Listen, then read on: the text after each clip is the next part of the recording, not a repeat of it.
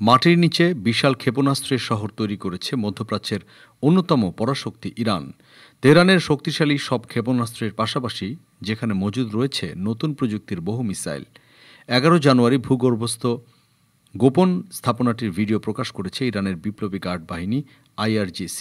তাদের দাবি, যে কোনো মুহূর্তে যে কোনো স্থানে হামলার জন্য প্রস্তুত ভূগর্ভস্থ এই স্থাপনাটি। প্রকাশিত ভিডিওতে দেখা যায় যেন রীতিমতো এক বিশাল শহর, সেখানে একের পর এক ভারী ট্রাক, সাজোয়া যান চলছে, সারি সারি স্তূপে মিসাইল ঠাসা। স্থাপনাটি দেখে বোঝার উপায় নেই এর অবস্থান মাটির গভীরে। অবিশ্বাস্য হলেও এমনই এক ভূগর্ভস্থ প্রতিরক্ষা কাঠামো তৈরি করেছে ইরান।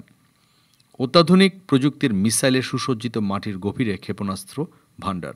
সুরক্ষিত এই স্থাপনায় রয়েছে ইমাদ, কদর এবং কিয়ামের মতো ক্ষেপণাস্ত্রেরও মজুদ।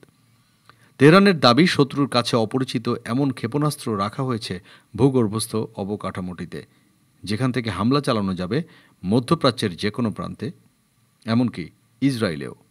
উল্লেখ্য, বিশাল এই ক্ষেপণাস্ত্রের 10%ই দেখানো হয়েছে ভিডিওতে। আদতে যার বিস্তৃতি আরও বিশাল।